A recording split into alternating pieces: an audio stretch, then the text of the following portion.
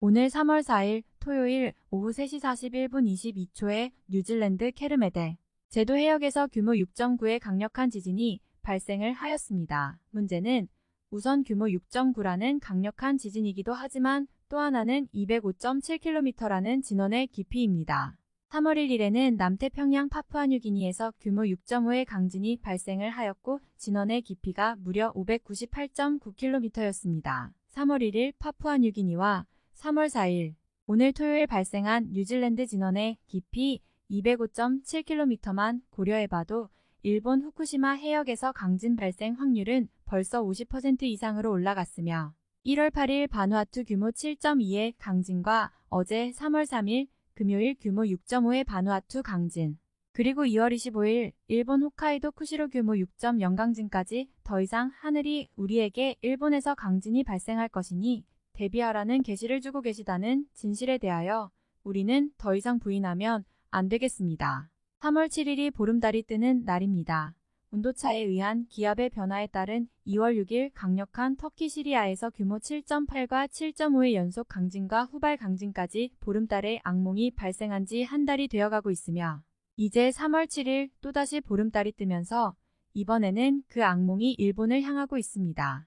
그런데 말입니다. 제가 염려하는 부분은 일본의 후쿠시마 규모 7 이상의 강진보다는 한국의 강진입니다. 이번에 만에 하나라도 한국에서도 강진이 연속하여 일본에 이어서 연쇄도미노로 발생한다면 우선 강력한 지진에 한국은 많이 놀라겠지만 놀라는 것으로 끝날 것인가, 아니면 지진에 대한 향후의 대비책이 있느냐는 것입니다.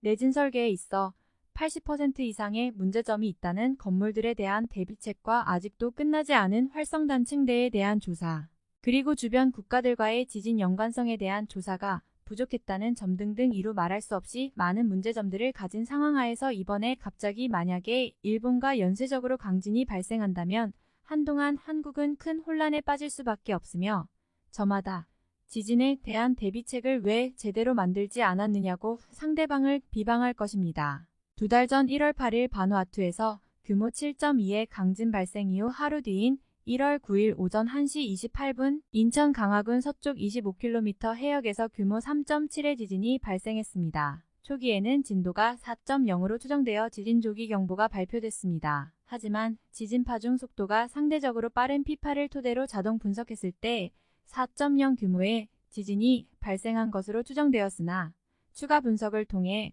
3.7로 규모가 조정되었습니다. 역시 어제 3월 3일 바누아투 포트올리에서 규모 6.5의 강진이 발생한 후에 같은 날 이번에는 한국 경남에서 규모 3.0의 지진이 발생을 하였습니다. 뒤집어져야 된다는 게 뒤집어져야 돼. 대한민국 안 뒤집어지면 세계가 안 뒤집으면 뒤집어집니다. 어느 한 날 심판날이 와글와글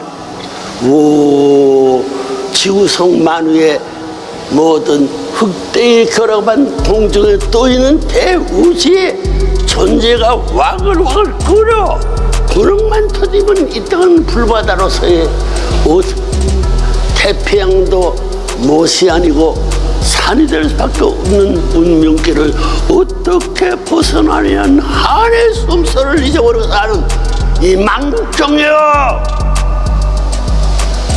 패망 대한민국